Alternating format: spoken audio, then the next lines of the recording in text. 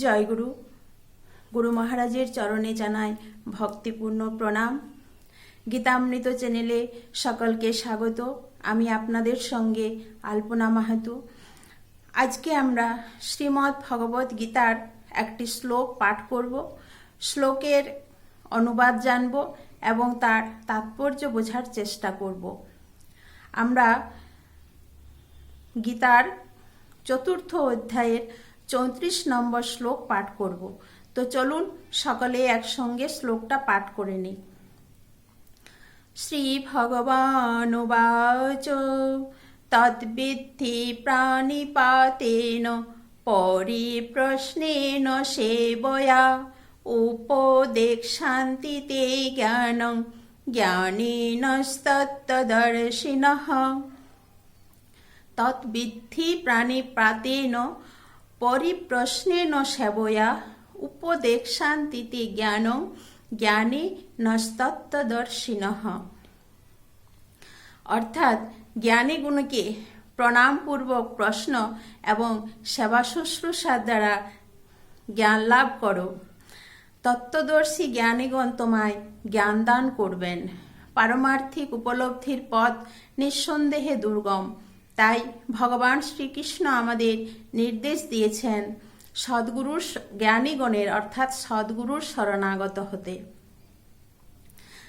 সুদৃঢ় বিশ্বাসে তার চরণে আত্মসমর্পণ করতে এবং সম্পূর্ণ নিরহংকারী হয়ে কৃতদাসের মতো তার সেবা করতে।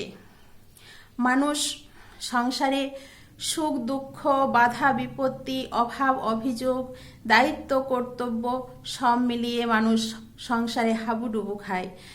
এই সংসারে সাগর থেকে মানুষকে ত্রাণ করেন গুরুদেব। তাই সঠিক পথ প্রদর্শক সদ্গুরুর শরণাগতি আমাদের সর্বাগ্রে প্রয়োজন।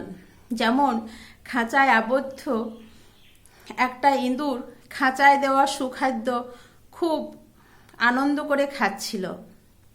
সে যে খাঁচায় আটকে পড়েছে, তার যে বিপদ আসন্ন সে কথা সে জানতো না।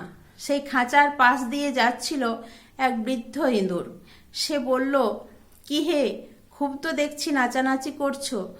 তখন খাঁচার ইঁদুরটি বলল, হ্যাঁ দাদা, বহু ভাগ্যের ফলে অনেক দিন পর এরকম সুখাদ্য পেয়েছি, তাই খুব আনন্দ হচ্ছে। তখন বৃদ্ধ ইঁদুরটি বলল, তা ঠিক আছে, কিন্তু তুমি যে খাঁচায় আটকে পড়েছ সেটা তোমার খেয়াল আছে কি? রাত পোহালেই তো তোমার রফা দফা, তা কি তুমি জানো? তখন খাঁচার ইঁদুরটির টনক নড়ল।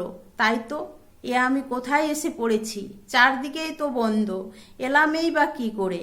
এখন বেরুতে না পারলে তো আমার প্রাণ যাবে। তাই তার সেই নাচানাচি শুরু হয়ে গেল ছটপটানিতে। সুখাদ্য খাবারের জায়গায় নিজের জায়গায় ঝুলছে, তার পেটেও অসহ্য ক্ষুধা, কিন্তু খাবারের তার ইচ্ছা নাই। কি করে সে সেখান থেকে পালাবে, এখন তার একটাই চিন্তা। খাঁচার তার কাটতে গিয়ে মুখে রক্তারক্তি কাণ্ড, তবু চেষ্টার বিরাম নেই। যদি সফল হয় বাঁচবে, না হলেই কালেই হবে তার শেষকাল। এই খাঁচার ইঁদুরের মতো অবস্থা আমাদের সংসারবদ্ধ জীবের ক্ষেত্রেও। সংসার নামক মহা খাঁচায় আমরা বিষয় ভোগে উন্মত্ত।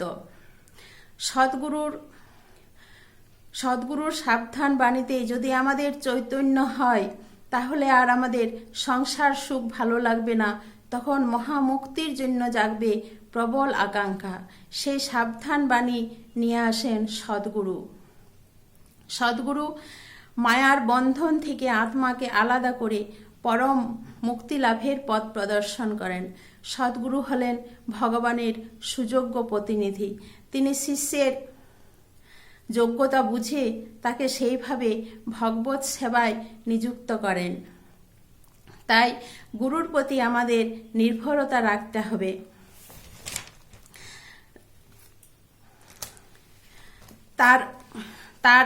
তার থেকে দূরে সরে থাকলে আমাদের চলবে না। তিনি যা করছেন বা করবেন তা সমস্তই আমাদের কল্যাণের জন্য, এটা আমাদের বিশ্বাস রাখতে হবে।